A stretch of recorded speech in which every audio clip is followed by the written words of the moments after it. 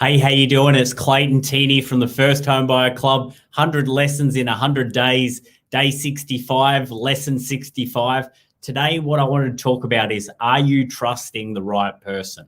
So I'm going to talk about a story that the business experienced today with one of our clients that had unfortunately, I shouldn't say unfortunately, because at the end of the day, we saved it and it didn't end up happening, but was very close to losing $25,000. Now, before I get into that story, I'm going to talk about a few other things that I want to jot down today. The first one is I got the new iPhone. Now, just getting the new iPhone isn't really the part I want to talk about. My old phone, I'm just going to try and pull this up a minute. If it's hard to see there, you can't see it, but the entire screen is pretty much cracked. And I've had so many issues since March that there were so many times I wanted to just get a new phone. And I told myself back in March, I'm not getting a new phone until the latest iPhone comes out. And I've had to battle through some of the issues that have come with the new phone for so long that I kind of feel like I've won. I've had this big win because I lasted and I didn't waste my money. And there was definitely weekends where I was sick of having to reset my phone or try and interpret what the words meant in between the cracks. And goodbye old phone, hello new phone. I've replaced it today. So I haven't switched over the SIM yet, but everything else is good to go. And a kind of little milestone for me, because I thought there for a while I wasn't really going to hit it. But, it's funny, I was determined. And the best thing about, creating goals is when you actually achieve them, because I've saved money, because I know I'd have bought one earlier in the year, I would have wanted to get another one as it comes out. All right, so I'm going to talk about a couple of things today. Firstly, about the story about our client nearly lost $25,000. And then I'm going to reiterate on some of the government incentives for first home buyers to make sure that if you're not working with us, that you know exactly what you should or shouldn't be doing so that you don't lose out on all the grants on offer. So the first thing, and obviously I'm not going to talk about the client's name as such, but they were dealing with a mortgage broker that was outside the mortgage brokers that we refer to. Now, the reason we like all our clients to go with the mortgage brokers we refer is because what we find is not all mortgage brokers are the same. And you think, oh, everyone knows what to do. And then someone makes a mistake and the only one that gets punished is yourself. So with that in mind, I really would urge you to either completely understand everything the person that you're relying on is doing, or work with the right people. And we can confidently say here at the First Home Buyer Club that every company that we work with is a high performer. And as a result, that's why we keep recommending them. It's not because we're making money or doing anything like that. It's because they perform time and time again, and that they're really good with our clients. Now, I want to talk about the home builder and the new home guarantee, which was the old loan deposit scheme, just so that you know all the rules are about it, and that you can ensure that you're applying in the right circumstance. So I'll talk about the issue with the client today and how that can be easily resolved. So what happened is that my client and his wife were looking at buying their own home. Now, my client's wife doesn't currently work.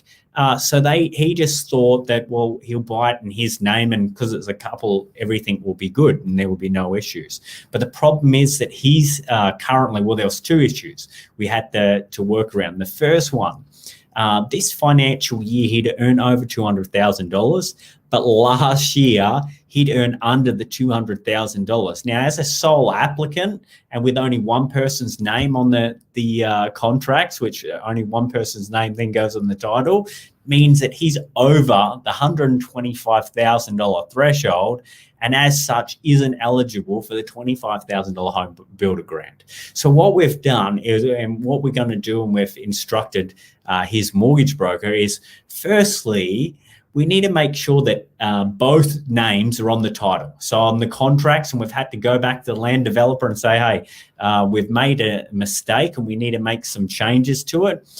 So with the land contract, what we're doing now is we're having the wife's name put on the contract. And then with the new home and obviously the build contract, we're going to have both names put on the contract.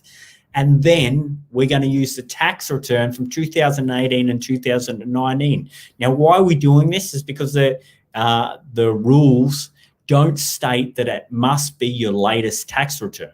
It says 2018/2019 or later, not or later if you've got it or after July 1. So as a result, we're going to use the previous year's tax return. We're going to put both on the title, and we're going to apply as a couple. And as a couple, now they earn under $200,000. Now, that's a great result because $25,000 is a lot of money and you don't want to lose it. So I'm going to talk about the things that you need to be aware of if you are applying for the Home Builder Boost. Obviously, you've got 90 days from when the build contract is signed in order to start work on site. Now, if for some reason there's issues with council or finance drags out a little bit longer than you should or were expecting it to, you can always ask for an exemption and get that 90 days extended. So it's not the end of the world if you click over 91. You just need to be aware of it, right? You've got to ask the extensions, which is very easy with a lot of our clients where we're helping them do that to ensure that you qualify. The other thing that you need to know with the home builder is that obviously I've spoke about single income, 125,000, couple needs to be 200,000. It can be for new or old homes. The only stipulation with the old home is you need to spend a minimum of $150,000 on the renovations. It does go up to $750,000 in the purchase, the same as a new home.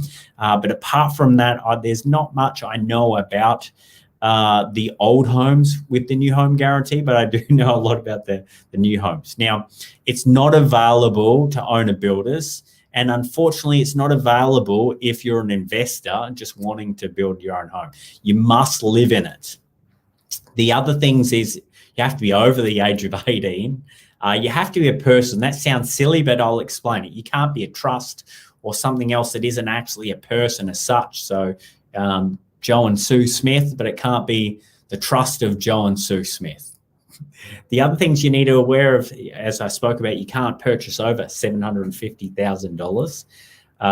It can't be used as a deposit for a lot of banks. There are some that will allow it, but you have to be getting a 90% lend or better.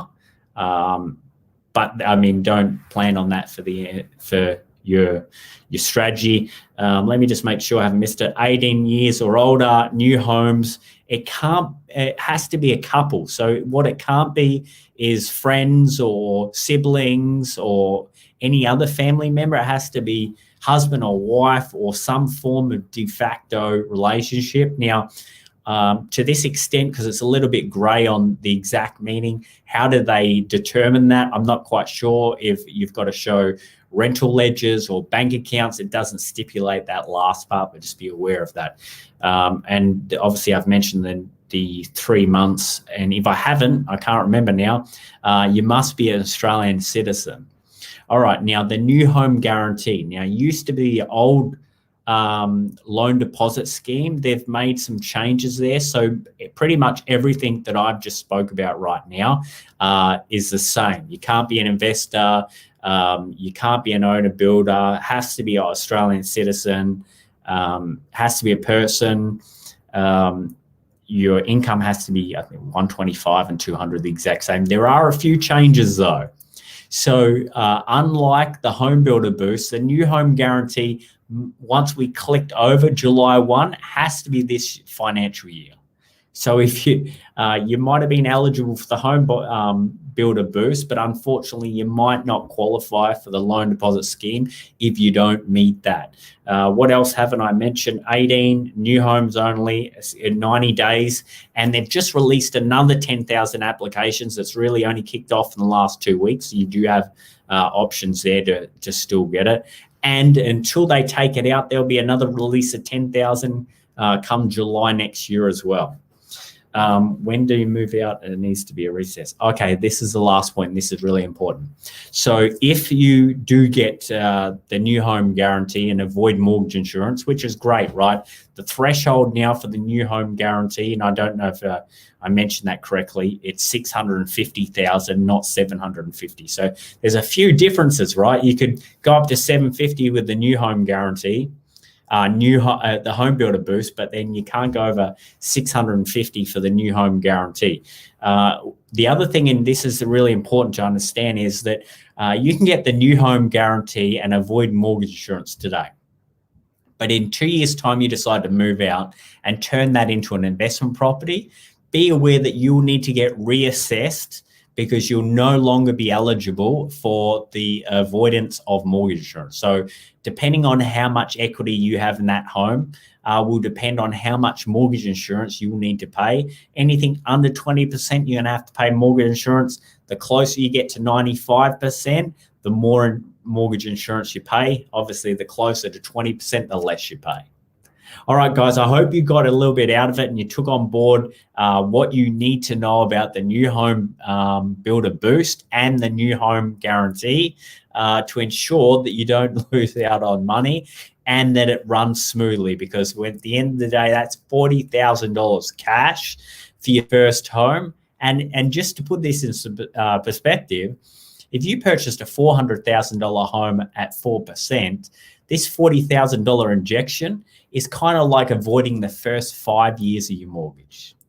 All right, guys, enjoy your weekend and I'll talk to you tomorrow. Thank you. Bye.